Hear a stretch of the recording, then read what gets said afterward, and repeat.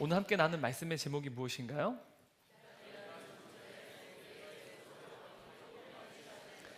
기다림은 전능자의 손길에 전적으로 맡기는 훈련의 시간입니다. 여러분, 우리의 인생에서 가장 힘든 시간이 언제입니까? 가장 견디기 힘든 시간, 기다림이죠. 얼마나 우리 인생에서 견디기 힘든지 이 제목으로 책도 있습니다. 가장 견디기 힘든 시간, 기다림. 저도 이 책을 가지고 있는데요, 우리 인생의 가장 힘든 시간이라면 바로 그것은 기다림의 시간이라 말할 수 있을 것 같아요. 그런데 이 기다림이요, 참으로 감당하기 버겁습니다. 왜냐하면 여러분, 오늘날 현대사회에서 가장 중요하게 여기는 가치가 무엇인지 아십니까? 효율성과 생산성입니다. 모든 경제 분야, 또한 우리 개인의 삶, 얼마만큼 효율성이 있고 또한 한정된 시간과 얼마나 많은 생산을, 또한 열매를 거두느냐. 개인도 마찬가지고요, 회사도 마찬가지고요, 모든 각 분야에서 가장 중요한 가치가 바로 오늘날에는 생산성과 효율성이라는 것이죠. 이러한 가치 안에서요, 기다린다는 것은 참으로 괴롭고 버거운 일이라는 것입니다. 오늘 많은 사람들은요, 이 생산성, 효율성이라는 이 가치 때문에 24시간 개인을 끊임없이 계속 밀어붙입니다. 계속해서 자신의 삶을 밀어붙여요. 푸시한다는 것이죠. 그래서 많은 현대인들이 오늘날 만성 피로로 인하여서 수많은 정신질환을 앓고 있다라고 말합니다. 그러니까 이 만성 피로 때문에요, 극심한 스트레스로 인해 공황장애라든지 우울증이라든지 이러한 정신질환이 많은 사람들에게 흔한 질병이 되고 말았다는 것이죠. 앞을 가늠할 수 없는 현장 가운데 우리는 뭐라도 하려고 애를 씁니다. 노는이 뭐라도 해야 되지 않겠냐, 그런 이야기가 있는 것처럼 우리는 앞을 예측할 수 없고 암담할 때 그래도 뭔가를 해야만 이 암담한 현실을 극복할 수 있지 않을까라는 조바심을 가지고 실제로 아무것도 할 수 없는 상황 속에서 무언가를 하려고 애를 쓴다는 것이죠. 바로 그 조바심 때문에 말입니다.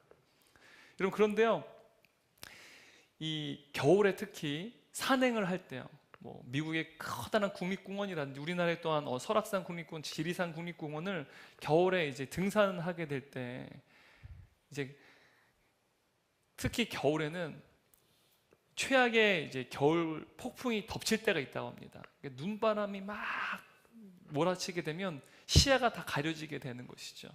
근데 그때는 우왕좌왕하다가 뭔가 이 앞을 바라볼 수 없기 때문에 뭔가 생존을 위해서 무언가를 시도하게 된다고 합니다. 근데 그때는 오히려 무언가를 하는 것이 아니라 동굴이나 근처에 있는 동굴이나 이 나무둥지 아래에 몸을 숨기고 웅크려서 체온을 유지하는 것이 생존을 유지하기 위해서 가장 중요하다라고 말합니다. 그러니까 체온 유지가 특히 중요한데요, 이때는 무언가를 하면서 에너지를 고갈시키는 게 아니라 오히려 웅크리고 체온을 유지하는 것이 오히려 생존을 위해서 훨씬 더 도움이 된다라고 말합니다. 마찬가지 우리가 무언가를 할 수 없는 때, 탈출구가 보이지 않을 때 여러분 어떻게 하십니까? 지금 내가 어떻게 할 수가 없어요. 내가 무언가를 하더라도 아무런 의미가 없습니다. 이러한 탈출구가 없는 때를 맞이하게 돼요. 여러분 어떻게 하세요? 여러분, 탈출구가 없을 때는요, 기다려야만 합니다. 탈출구가 없는데 우리가 무언가를 시도한다는 것은 굉장히 어리석은 일이죠. 근데 우리 인생은요, 이렇듯 탈출구가 없는 시간이 종종 맞이하게 된다는 사실, 이때는 기억하십시오. 아무것도 하지 않아야 돼요. 기다려야만 한다는 사실입니다. 오늘 본문을 보게 되면 여러분, 엘리야 선지자가요, 이제 앞으로 갈멜산에서 놀라운 영적인 전투를 맞이할 준비를 하고 있어요. 갈멜산에서 바알 선지자들 그리고 아세라 선지자들과 함께 특히 아합 왕과 이제 어떻게 보면 영적인 전투를 벌이는데요, 그 전투를 통해서 여러분 850대 1입니다. 850명과 한 명이 싸우면 누가 이길까요? 당연히 850명이 이기겠죠. 그런데 그 850대 1의 영적인 전투에서 바로 엘리야가 승리한다는 사실이죠. 여러분, 이런 위대한 어떻게 보면 승리 앞에서 영광스러운 그 역사의 한복판, 그 무대 위에서 세워지기 위해서 엘리야가 오늘 본문을 보게 되면 그 무대 아래에서 무엇을 준비하고 있는지를 오늘 본문이 우리에게 이야기하고 있습니다. 과연 그가 무대 아래에서 무엇을 준비하고 있었을까요?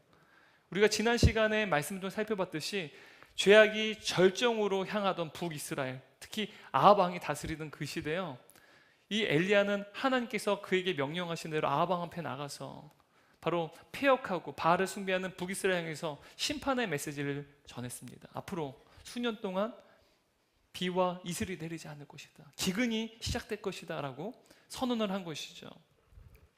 여러분, 이토록 뜨거운 열정을 가지고 하나님 앞에 쓰임받은 엘리야라고 한다면, 그리고 뛰어난 리더라고 한다면, 사실 여러분 적과 이제 조우하게 되었을 땐 먼저 나의 세력을 규합을 해야 돼요. 당시에 바알에게 무릎 꿇지 않은 사람들이 있었죠. 바로 그 사람들을 규합하고 아합 왕을 대적하기 위해 새로운 세력을 마련하는 것이 어떻게 보면 리더십, 특히 뛰어난 리더십을 소유한 어떤 지도자가 해야 될 일이었다고 저는 생각합니다. 사실 오늘날도 이러한 방식으로 뭐 정치라든지 각 분야에서 자신을 향하는 세력들을 만들잖아요. 그리고 영향력이 끼치지 않습니까? 오늘 우리나라 정치 보면 팬덤 문화잖아요. 이러한 방식으로 리더십을 발휘하는 것이 어찌 보면 너무도 인간적이고 지혜로운 방식일 거예요. 그런데 하나님께서는요, 이러한 인간적인 방식을 사용하지 않으셨어요. 바로 하나님의 방식과 인간의 방식은 달랐다는 것이죠. 하나님께서는요, 엘리야를 통해서 새로운 세력을 마련하고, 그리고 또한 그를 위한 안정적인 기반을 마련하는 그 일에 어떤 전력을 다하도록 내버려 두는 것이 아니라 하나님께서 오히려 그에게 숨을 것을 명령하셨다는 사실입니다. 2절 3절 말씀 함께 읽도록 하겠습니다. 여호와의 말씀이 엘리야에게 임하여 이르시되 너는 여기서 떠나 동쪽으로 가서 요단 앞 그릿 시냇가에 숨고. 여러분, 여기서 그릿 시냇가라고 하는 이 시냇가는요, 우리나라에서 자주 볼 수 있는 이렇게 시냇물이 졸졸졸 흐르지 않습니까? 시냇물이 졸졸졸, 그죠? 근데 우리는 이러한 시냇가를 연상할 수 있지만 이러한 시냇가가 아닙니다. 이 그릿 시냇가는요, 이제 이스라엘 잭슨 와디라고 부릅니다. 와디가 뭐냐면 일종의 깊은 협곡, 깊은 계곡을 의미하는 거예요. 움푹 파여진 계곡 아시죠? 그래서 여러분, 비가 내리지 않는 건기 때는요, 그냥 물이 말라버린 건천입니다. 그냥 눈으로 볼 때는 그냥 계곡처럼 보여요. 아무것도 없는 그냥 계곡 말이죠. 그런데요, 비가 많이 내리는 우기가 되면요, 이 계곡에 물이 가득 채우게 됩니다. 마치 범람하는, 홍수가 나서 범람하는 이제 강처럼 많은 물이 이 와디를 통해서 흐르게 된다는 것이죠. 그래서 비가 많이 내릴 때는요, 우기 때에는 이러한 와디에 있으면 굉장히 생명의 위협을 당할 수가 있어요. 굉장히 죽음을 당할 수 있을 만큼 위험한 것이 바로 이 광야 지대에 있는 와디입니다. 그러니까 이 그릿 시냇가는요, 그냥 눈으로 보게 되면 깊은 협곡입니다. 그냥 계곡일 뿐이에요. 그래서 아마 이곳에 숨게 되면 사람들에게 몸을 숨기기에 너무 적합한 장소였기 때문에 하나님께서 그에게 그곳으로 가라가 명령하실 수도 있죠. 그래서 여러 학자들은요, 바로 하나님께서는 지금 악한 아합 왕과 악한 이세벨의 위협으로부터 바로 엘리야의 생명을 보존시키기 위해서 그로 하여금 그릿 시냇가로 숨기셨다라고 해석을 합니다. 하지만 성경 본문을 자세히 살펴보게 되면 이러한 해석은 조금 문제가 있어 보여요. 왜냐하면 3절 말씀 함께 읽도록 하겠습니다.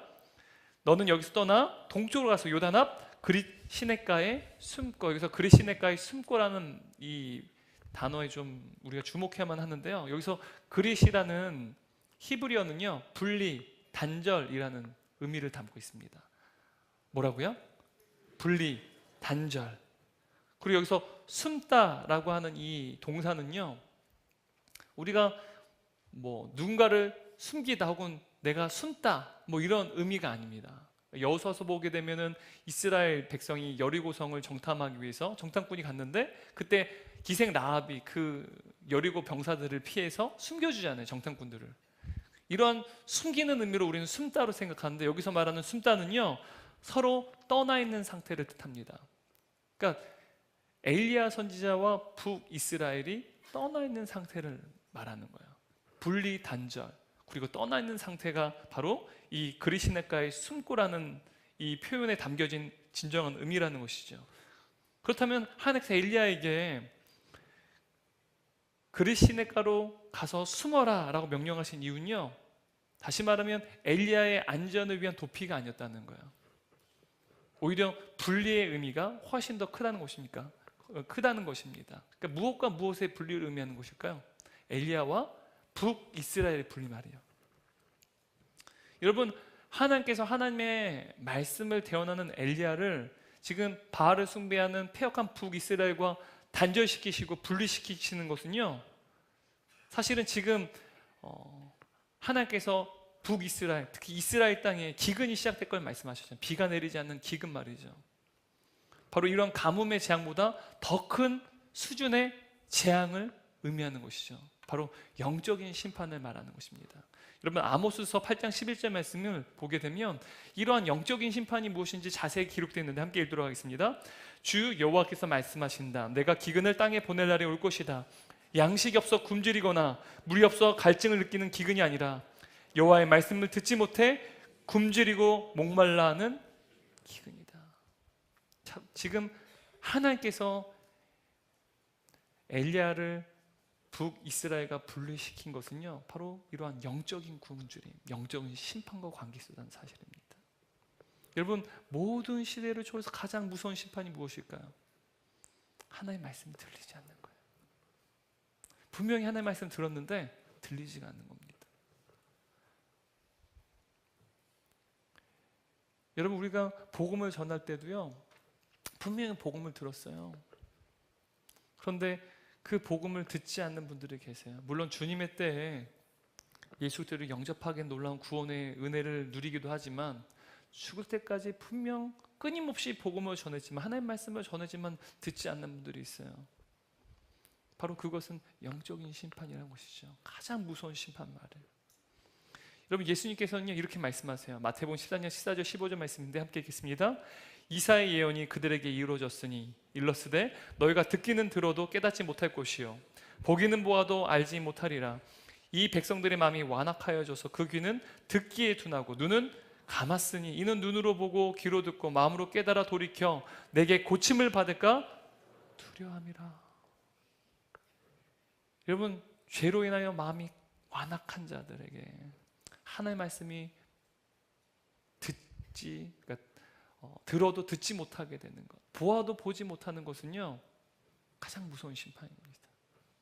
왜요? 그것이 영원한 형벌과 직결되기 때문이에요.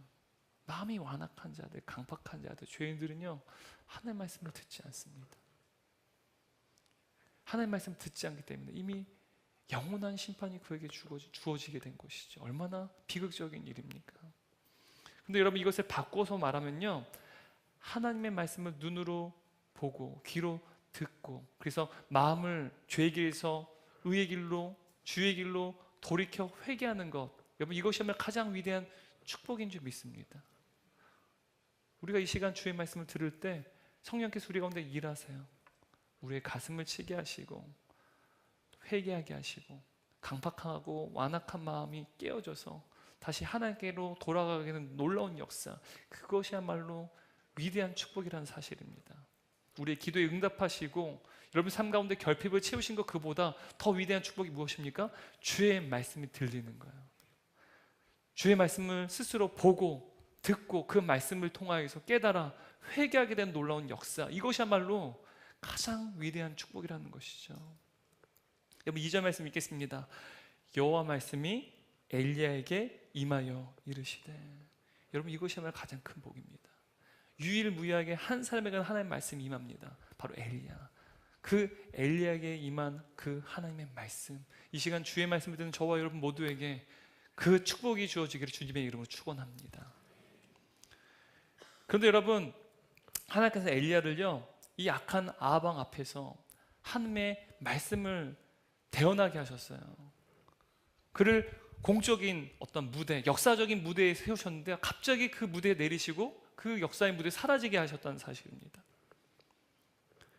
여러분, 민족적으로는 하나님께서 엘리야를 북이스라엘부터 분리시킨 것은요, 영적인 심판이었어요. 하나님의 말씀이 더 이상 들리지 않게 하는 심판이었다는 것이죠. 그런데 개인적으로, 엘리야 개인적으로는 하나님께서 그를 분리시키시고 그를 숨기신 목적이 무엇이었을까요? 이유가 무엇이었을까요? 바로 엘리야를 향한 하나님의 계획 때문이었습니다. 바로 새로운 차원의 훈련을 시키시기 위한 하나님의 계획 때문이었다는 것이죠. 어떠한 새로운 차원의 훈련일까요? 바로 앞으로 엘리야는요, 갈멜산에서 850대 1로 바알 선지자들, 아세라 선지자들과 함께 영적인 전투를 벌여야 돼요. 850대 1이요. 바알 선지자만 450명, 아세라 선지자만 400명이요. 그들과 그 영적인 전투에 승리하려면요, 그가 무대 아래에서 하나님께서 어떤 훈련이 필요했다는 사실이죠. 그가 앞으로 하나님의 말씀을 대언하여 선포할 때요, 그 말씀은요, 하나님과 동일시될 거예요. 그의 입술을 통하여서 그가 가뭄을 발하게 되면 가뭄이 일어나게 되고요, 엘리야가 그의 입술을 통하여서 비를 발화하게 되면 비가 내리게 될 것입니다. 그리고 엘리야가 그 입을 통해서 불을 발화하면 바로 불이 떨어지게 되는 것이죠. 바로 하나님의 선포되는 그 말씀이 이제는 여호와 하나님과 동일시되기에 그는 반드시 훈련이 필요했다는 것이죠. 엘리야에게 필요한 훈련이 무엇이었을까요? 엘리야가 패역한 북이스라엘 백성들에게 하나님 말씀을 대언하기 위해서는 먼저 그가 하나님 말씀에 철저히 순종하는 훈련이 필요했다는 것입니다. 어떤 훈련이요? 하나님 말씀을 철저히 순종하는 훈련 말입니다. 여러분, 우리 순장님들, 저뿐만 아니라 말씀을 가르치고 하나님 말씀을 대언하는 우리 어떤 직분을 감당하고 있는 우리 동역자분들이 있습니다. 말씀을 가르칠 때, 말씀을 대언할 때 가장 중요한 것은요, 먼저 그 하나님 말씀을 전한 것도 너무나도 소중하고 거룩한 일이지만, 영광스러운 일이지만, 먼저 보이지 않는 자리에서 철저히 하나님 말씀에 순종하는 훈련이 필요하다는 사실입니다. 특히 우리 순장님들, 바로 사랑방 예배를 통해서 우리 순원들에게 하나님 말씀을 가르치고 훈련할 때요, 먼저 보이지 않는 자리에서 철저히 그 말씀에 순종하는 훈련이 전제되어야 된다는 사실입니다. 그래야만 하나님 말씀을 온전히 대언할 수 있다는 사실입니다. 하나님 말씀의 그 권능이요, 바로 엘리야 선지자를 통해서 성취되기 위해서는 바로 그가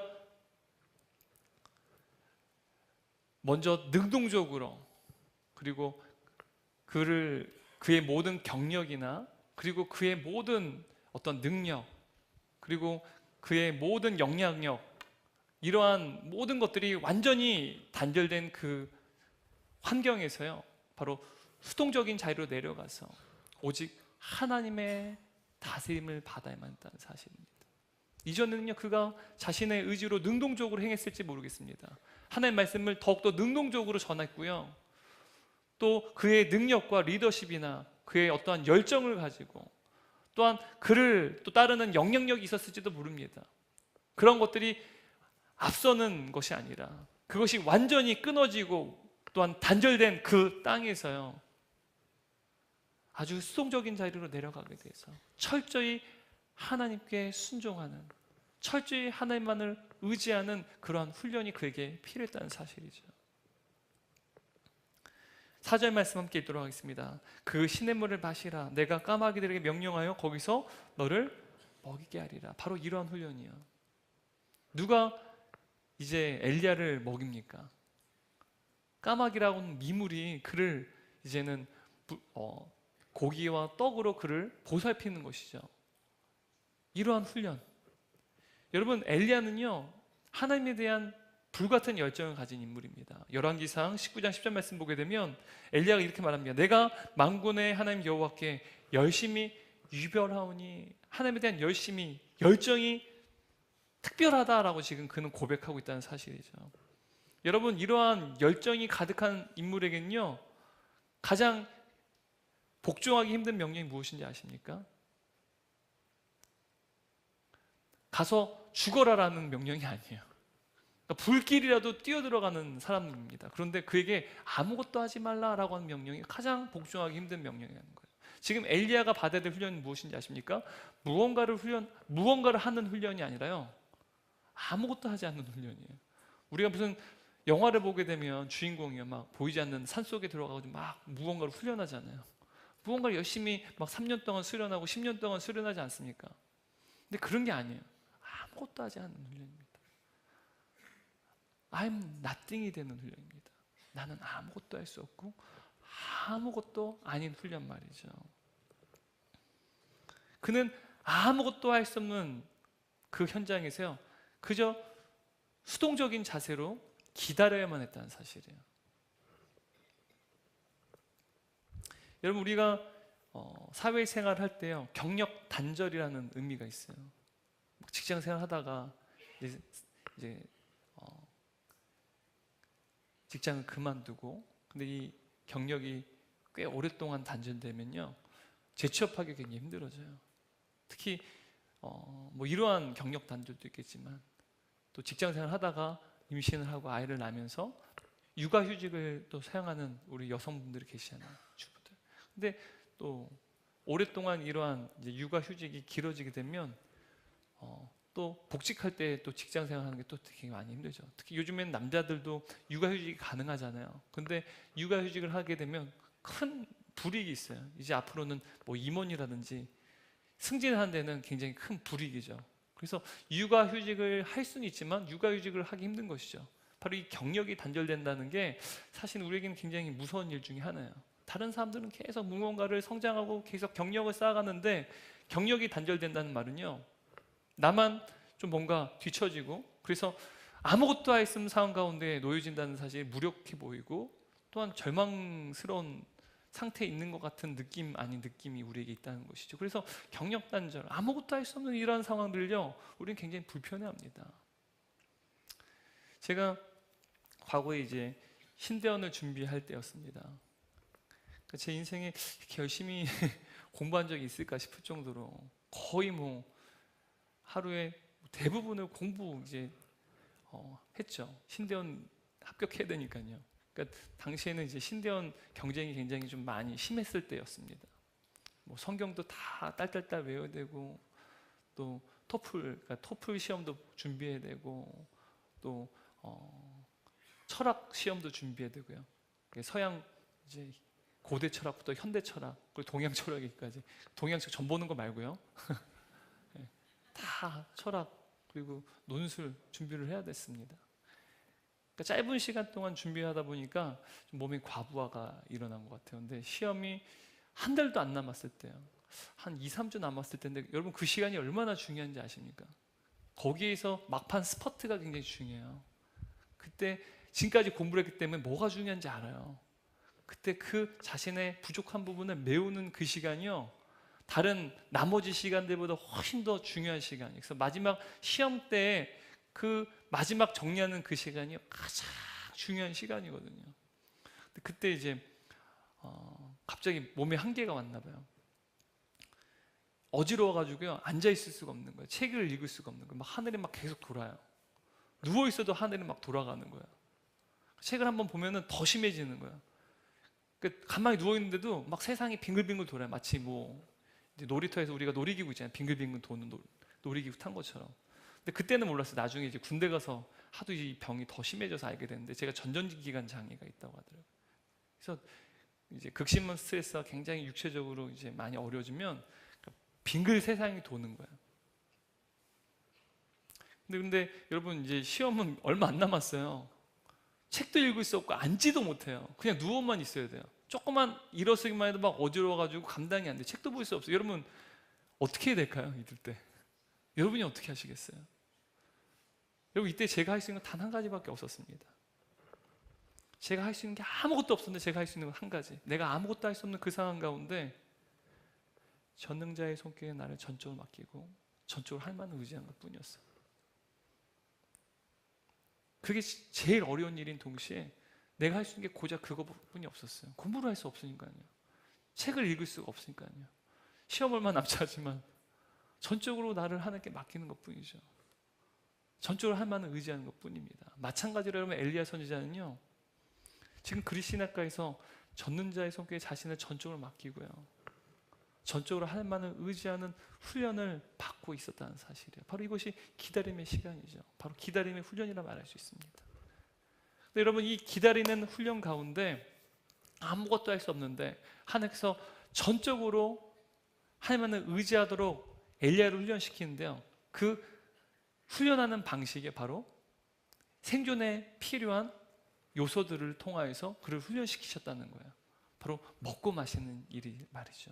여러분, 인간에게는요, 생존하기 위해서는 음식과 물이 반드시 필요합니다. 5절 6절 말씀 함께 읽겠습니다. 그가 여호와의 말씀과 같이 하여 곧 가서 요단 앞 그리시네가에 머물매 까마귀들이 아침에도 떡과 고기를 저녁에도 떡과 고기를 가져왔고 그가 시냇물을 마셨으나. 여러분, 인간은요 40일 이상을 먹지 않아도요 생존할 수 있대요. 그래서 우리가 40일 금식 기도가 있는 거 아닙니까? 그리고 예수님께서 광야에서도 며칠을 금식하셨어요? 40일을 금식하셨어요. 한 번도 40일 금식한 적 없잖아요. 정말 함부로 하시면 안 됩니다. 근데 여러분, 40일을 굶어도요 생존이 가능해요. 근데 인간이요 물을 일주일도 안 먹지 않으면요 죽을 수 있어요. 특히 광야에서 말이죠, 이제 계속해서 보이지 않게 계속 수분이 증발되고 있기 때문에 물이 공급되지 않으면요 사람은요 일주일도 아닐 겁니다. 그러니까 탈수 증상이 일어나서 쇼크사로 죽을 수가 있어요. 근데 여러분, 이 그리시는요 건천이에요. 그러니까 와디라고 해서 이제 건조 기간이 되면 그냥 어떤 시냇가처럼 보이는 게 아니라 그냥 계곡 자체입니다. 근데 그곳에 다행히 물이 졸졸졸 조금씩 이제 많이 흘러내리지는 않겠지만 이렇게 엘리야가 마실 수 있는 그 물이 어느 정도는 좀 적게 흘렀던 것 같아요. 그런데 여러분, 이런 건천은요 건조해지면 언제든지 다 말라버릴 수 있는 바로 신이었다는 사실입니다. 너무도 물이 귀중했고 또한 그 귀중한 자원을 통해서 엘리야는 자신의 생명을 유지할 수 있었습니다. 더욱이 하나님께서는요 까마귀를 통하여서 엘리야의 생존을 위한 음식들을 공급해 주셨어요. 날마다 말이죠. 아침 저녁으로 까마귀가 이 고기와 빵을 가져다 주는 거예요. 여러분 상상해 보세요. 아마 요즘에 이런 게 까마귀가 나온다면 드론도 아니고 말이죠. 드론으로 요즘에 무슨 물고기들을 막 몇 톤씩 옮기는다고 하더라고요. 막 그래서 이제 물고기들 치어들을 드론으로 옮겨가지고 이제 요즘에는 양식도 한다라고 얘기하는데요. 아마 세상에 이런 일이 해외 토픽에 나오지 않을까. 아침 저녁으로 빵과 고기를 가져다 주는 까마귀 말이죠. 근데 여러분, 까마귀는요 일반 자연 세계에서는요 이런 일을 하는 건 불가능해요. 왜냐하면 까마귀가요 온순한 동물이 아니에요. 굉장히 강한 공격성을 가지고 있습니다. 까마귀 말이죠, 저희 동네도 굉장히 많거든요. 깍깍 혼자 안 다녀요. 여러 무리가 다니는데요, 자신의 이 영역에 이제 독수리과의 어떤 그런 어떻게 보면 맹금류가 침범을 해도요 얘들이 겁 없이요 무리를 져서 독수리를 막 공격해요. 독수리가 훨씬 큰데 독수리에게 여러 마리가 가가지고요 저리 가라고 막 공격합니다. 그만큼 공격성이 강한 이제 조류가 바로 까마귀. 게다가 지능이 굉장히 좋아요. 까마귀한테 절대로 함부로 돌 던지면 안 된다고 말합니다. 얼굴 익혔다가 나중에 공격한대요. 예. 그래서 까마귀가 막 불편하게 해도 저 절대 공격 안 합니다. 저 얼굴 기억하고 공격할까봐. 저희 동네 까마귀 정말 많거든요. 심지어 물이 저어가지고 공격을 한다고 그래요. 예. 그래서 이 까마귀가 사실은 자연 세계에서는 그렇게 온순하거나 그래서 사람에게 떡과 고기를 가져다 준다는 것 한 번도 불가능한 일이에요. 근데 매번 끼니를 아침 저녁으로 가져다 준다는 일은요 사실 너무도 불가능한 일이죠. 초자연적인 역사라고 할 수 있습니다.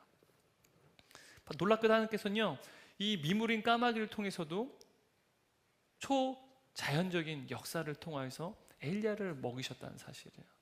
근데 여러분, 율법에 따르면요 이 까마귀는요 부정하고 혐오스러운 동물입니다. 그래서 이스라엘 백성들은 절대로 이 까마귀를 먹어서는 안 돼요. 부정하기 때문에. 그런데 하나님께서는 이 부정한 이 새를 사용하셔서, 부정한 이 동물을 사용하셔서 하나님의 주권 가운데 엘리야를 지키고 보호하셨다는 것이죠.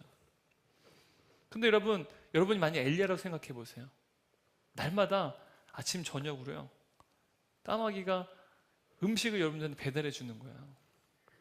오늘날이야 무슨 배달의 민족도 있고 요기요도 있고 그러니까 가져다 주는 거에 익숙하지만 고대 시대에 말이죠 맨 끼니를 음식을 가져다 주는 이러한 일들을 여러분 경험하고 있다면 여러분 어떤 생각이 드시겠어요? 절대로 불가능한 일이죠. 근데 아침 저녁으로 고기와 빵을 가져다 주는 이 일을 경험한 엘리야는요, 아마도 하나님께서 나를 버리지 않으셨구나, 나를 기억하시는구나, 나를 매일 지키시고 보호하시는구나라는 사실을 아마 깨달았을 거예요. 하나님의 임재를 날마다 그는 경험했을 것입니다. 바로 하나님께서는요, 이 까마귀를 사용하셔서 엘리야라고는 하나님께서 그를 사랑하고 또한 공급하신다는 사실을 늘 경험하게 하셔서 전능하신 하나님 그분의 손길 가운데 전적으로 의탁하고 의지하는 그 삶을 터득하도록 그를 훈련시키셨을 거예요. 날마다 하나님을 의지하는 그 훈련 말이죠. 까마귀를 통해서. 그리고 전적으로 하나님께 의지하고 맡기는 그 훈련을 통해서 하나님께서 자신의 삶의 주인 되시는 것을 날마다 그는 경험했을 것입니다. 그런데 여러분, 우리는요, 하나님께서 이렇듯 엘리야를 돕는 이 방식을 보면서 우리의 인생 가운데 또한 은혜를 베푸시는 방식을, 또한 우리에게 은혜를 행하시는 그 방식을 우리도 배울 수 있다는 사실입니다. 마태복음 6장 31절 33절 말씀을 함께 읽도록 하겠습니다. 그러므로 염려하여 이르기를 무엇을 먹을까 무엇을 마실까 무엇을 입을까 하지 말라. 이는 다 이방인들을 구하는 것이라. 너희 하늘 아버지께서 이 모든 것이 너에게 있어야 할 줄을 아시느니라. 그런즉 너희는 먼저 그의 나라와 그의 일을 구하라. 그리하면 이 모든 것을 너에게 더하시리라. 여러분, 지금 예수님께서는요, 저와 여러분에게 뭐라고 말씀하세요? 너희는 먼저 하나님의 나라와 하나님의 의를 구하라. 그러면 내가 모든 것을 책임질 거야. 지금 그것을 말씀하고 있어요. 내가 모든 것을 책임질 것이다. 너희 먹고 마시는 그 모든 것, 너희가 하나님의 나라와 하나님의 의를 구하면 내가 반드시 책임지겠다라고 지금 말씀하신다는 사실을. 여러분, 엘리야는요, 철저히 그 말씀에 순종했습니다. 그러자 그 말씀의 약속이 성취되는 것을 날마다 경험했습니다. 먼저 하나님의 나라와 하나님의 의를 구하며 기다렸어요. 근데 하나님의 그 약속이 매번 까마귀를 통해서 아침 저녁으로 날마다 하나님의 그 약속이 성취되는 것을 그는 경험했다는 사실이에요. 여러분, 영성은요, 이러한 하나님의 경험, 하나님의 일하심을 경험하는 것이 쌓여져 가는 거예요. 하나님께서 나를 지키시고 보호하신다는 사실을 머리로만 하는 것이 아니라 우리 삶 가운데 경험할 때요, 이것이 누적되어져 갈 때요, 우리의 영성은 견고해져요. 언제나 주님을 신뢰할 수 있습니다. 한결같이 주님을 신뢰하기 위해서는 우리 삶 가운데 하나님께서 일하시는 그 역사를 경험할 때 비로소 우리는 견실한 신앙을 소화할 수 있다는 사실입니다. 매일 원하는 양만큼의 풍성한 음식은 아니었어요.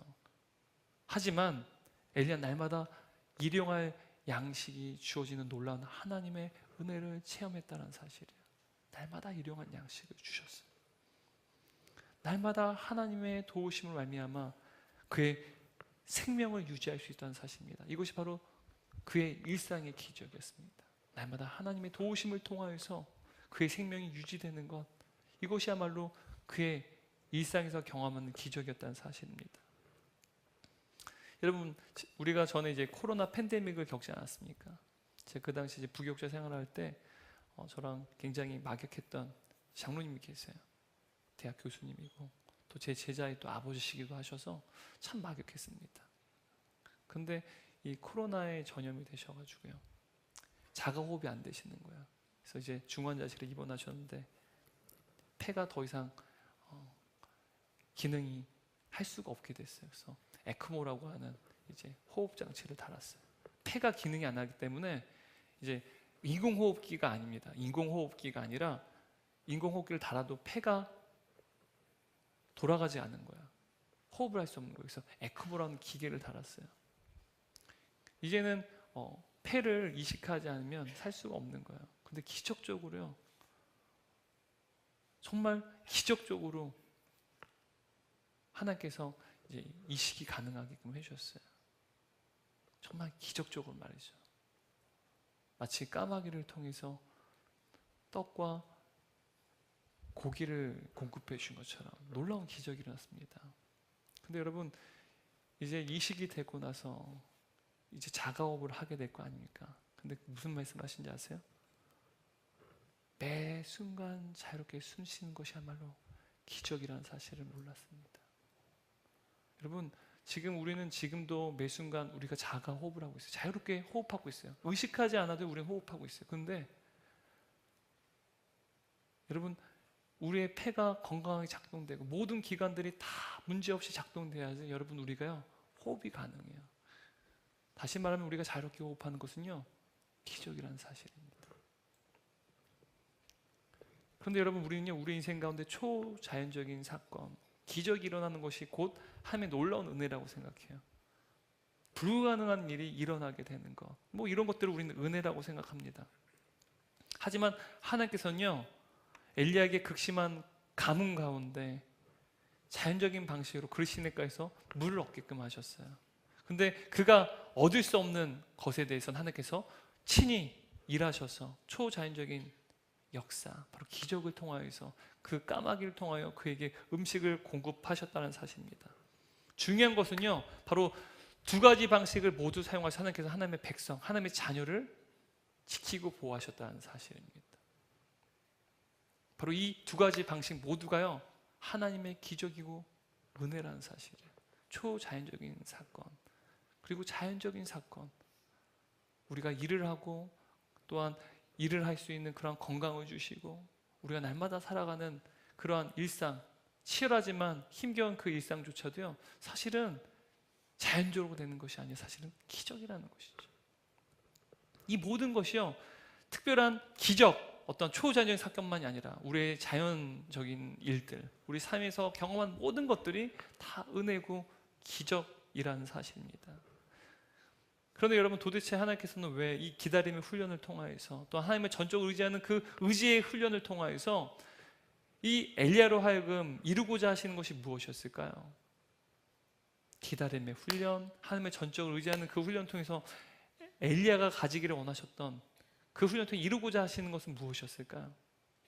그것은 바로 주인의 교체예요. 인생의 주인 말이죠.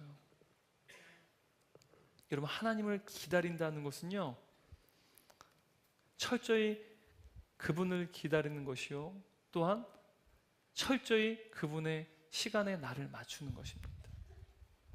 그게 기다리는 거예요. 우리가 기다리는 동안 우리가 무언가를 하는 게 아니라요 탈출구가 없는 그 기다림의 현장 가운데 우리는요 무언가를 하는 것에 중점을 둬서는 안 됩니다. 그때는 철저히 하나님만, 그리고 철저히 그분의 시간에 우리를 맞춰야 된다는 사실이에요.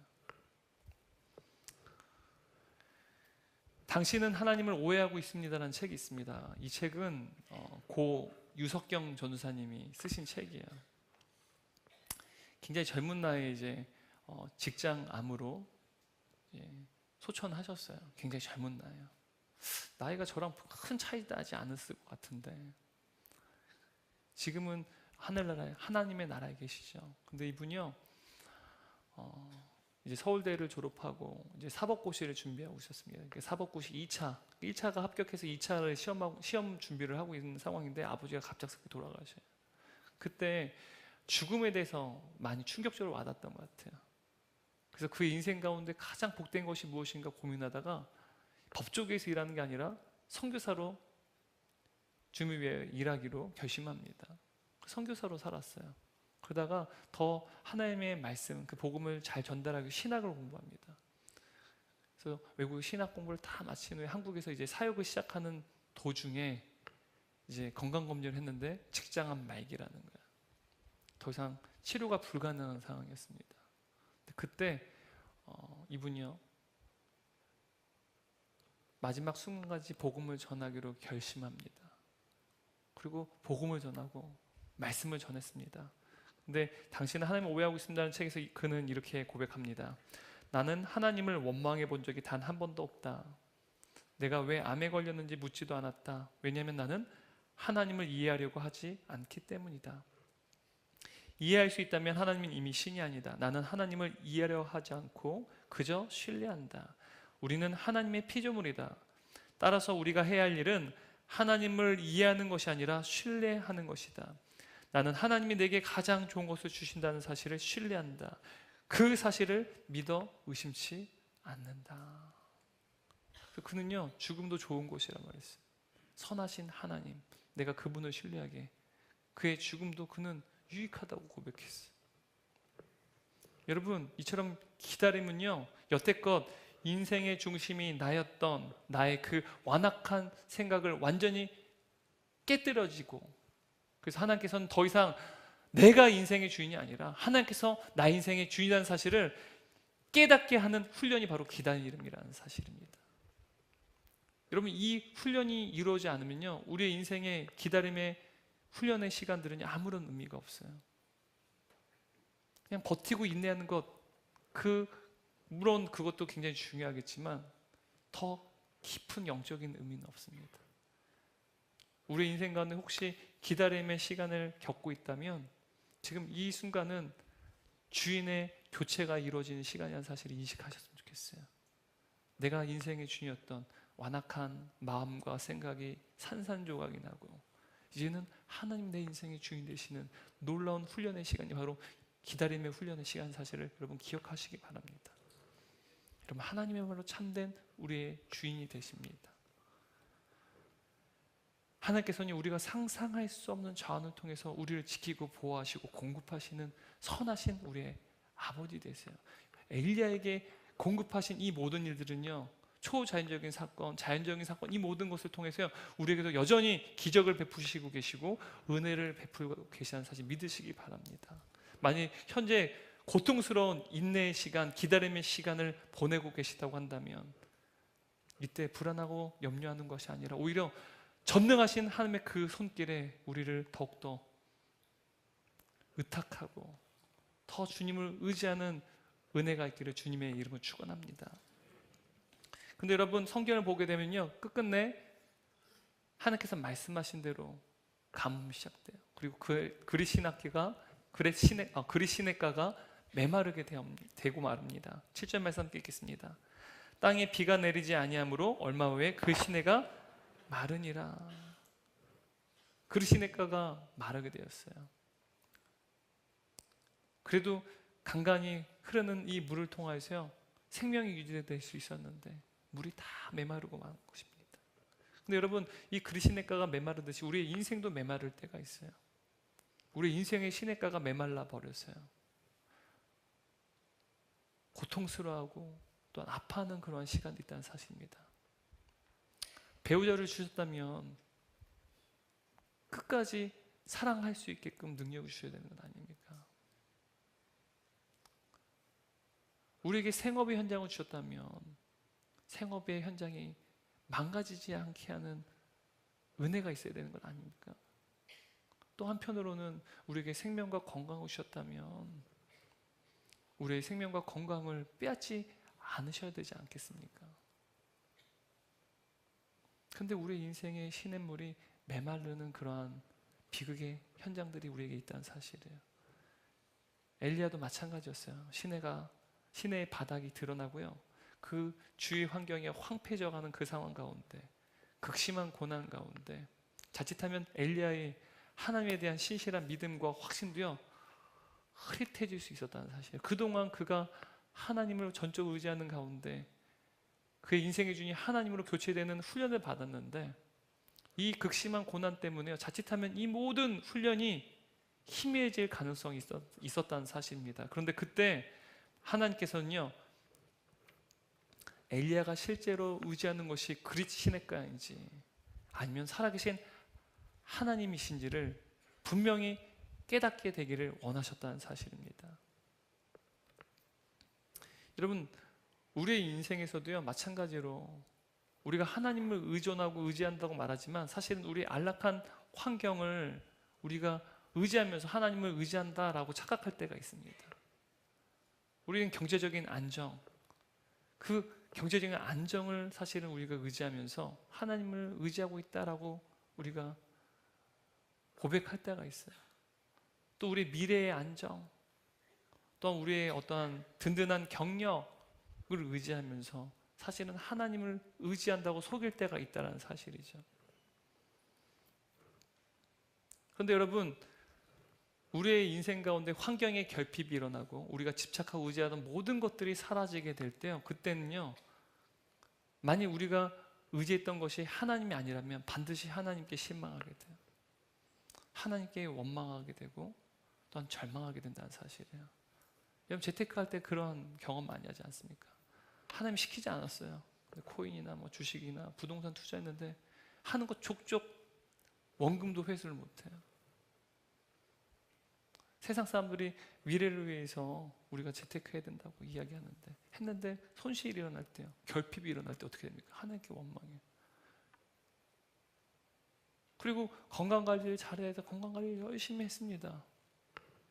근데 건강에 결핍이 일어나요. 건강에 문제가 발생합니다. 앞으로의 더 살아가는 것이 힘겨운 상황들을 맞이하게 될 때 우리가 무엇을 실제로 의지했는지가 분명해진다는 사실이죠. 근데 여러분, 우리가 우리의 환경에 결핍이 생기고 우리가 중요하게 여긴 것들이 다 사라지게 될 때, 그때 또한 하나님께서 우리를 훈련시키신 줄 믿으시기 바랍니다. 어떤 훈련이요? 하나님이 주신 선물을 의지하는 것이 아니라 하나님을 의지하는 훈련 말입니다. 모든 것은 우리의 건강도, 우리의 재물도, 우리의 어떠한 능력도, 우리의 경력도 하나님이 우리에게 주신 선물이에요. 근데 그것을 의지하는 것이 아니라 하나님 한 분만을 더 의지하는 훈련, 바로 그것이 우리의 삶에 결핍이 일어나는 것이요, 우리가 가장 중요하게 여긴 것들이 사라지는 그때 하나님께서 우리에게 요구하시는 훈련이라는 사실, 여러분 기억하시기 바라요. 여러분, 우리 인생 가운데 하나님이 주신 선물을 의지하지 않기를 바랍니다. 하나님만을 온전히 의지하는 놀라운 은총이 저와 여러분의 있기를 간절히 축원합니다. 결론입니다. 여러분, 엘리야는요, 따로 분리되어서 3년 6개월이라는 시간 동안 아무것도 하지 않는 훈련을 받아야만 했습니다. 모든 것이 단절된 그 땅에서 그는 수동적인 자리로 내려가서 오직 하나님만을 의지해야만 했습니다. 그런데 여러분, 하나님신 독생자 예수 그리스도, 그분께서요 이 땅에 오셨어요. 근데 그분도요 홀로 떨어지셔서 가장 수동적인 자리로 내려가셨다는 사실입니다. 바로 예수님께서 우리를 위한 구원의 사역을 감당하시기 전에 그분은 광야로 내몰리셨어요. 따로 떨어지셨어요. 분리되셨어요. 단절되셨어요. 그리고 그곳에서 가장 수동적인 자리로 내려가서 사탄에게 시험을 당하셨다는 사실입니다. 마가복음 1장 10절 13절 말씀 함께 읽겠습니다. 성령이 곧 예수를 광야로 몰아내신지라 광야에서 40일을 계시며 사탄에게 시험을 받으시며 들짐승과 함께 계시니. 여러분, 당시에 이 마가복음은요 로마 교회 성도들에게 쓰여진 책이다라고 많은 학자들이 이야기해요. 로마 교회 성도들이요. 근데 여러분, 로마 하면 황제가 있는 곳 아닙니까? 가장 박해가 극심한 곳이에요. 그곳에서 이 마가복음을 읽은 초대교회 성도들은요 들짐승 하면 떠오른 것이 무엇이었을까요? 그들이 떠올리는 것은요 끔찍한 순교의 현장이었어요. 예수를 믿다가 붙잡히게 되면 감옥에 투옥되고요, 감옥에 투옥됐다가 그들을 끌고 가서 어디로 로마 군사들이 내몬지 아십니까?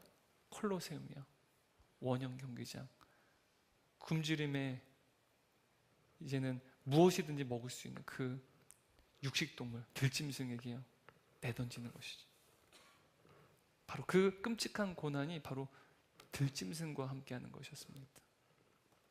당시 초대교회 성도들의 눈에 그들의 시선을 빼앗는 그 단어가 무엇이었을까요? 바로 주님께서 들짐승과 그 광야의 현장 가운데 함께 계셨다는 사실이에요.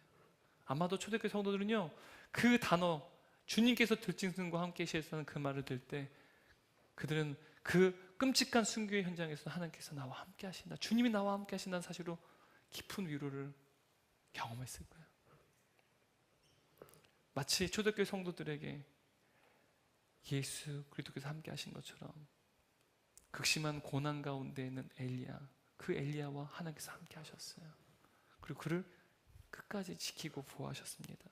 마찬가지로 여러분, 우리도요 하나님께서 우리의 극심한 환경 가운데, 인생의 결핍 가운데, 우리가 소중하게 여긴 것들이 사라지는 현장 가운데, 그리고 기다리는 그 훈련 가운데 우리 하나님은요 끝까지 우리를 지키고 보호하십니다.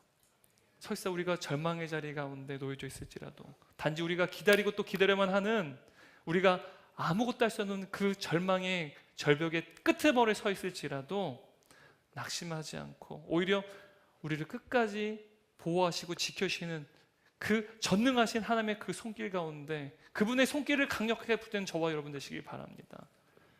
초대교회 성도들과 함께 하셨을 뿐만 아니라 지금도 바로 들짐승과 함께 계시는 그 예수 그리스도가 저와 여러분과 함께 계십니다. 바로 그분 안에 거하게 될 때 아무것도 할 수 없는, 견디기 힘든 그 기다림, 모든 것을 또한 결핍이 되어서 극심한 고난 가운데 있는 그 환경, 그 가운데에서도 오직 전능자의 손길에 전적 우리를 의탁하며 오직 주님을 의지하게 되는 저와 여러분 되시기를 주님의 이름으로 축원합니다.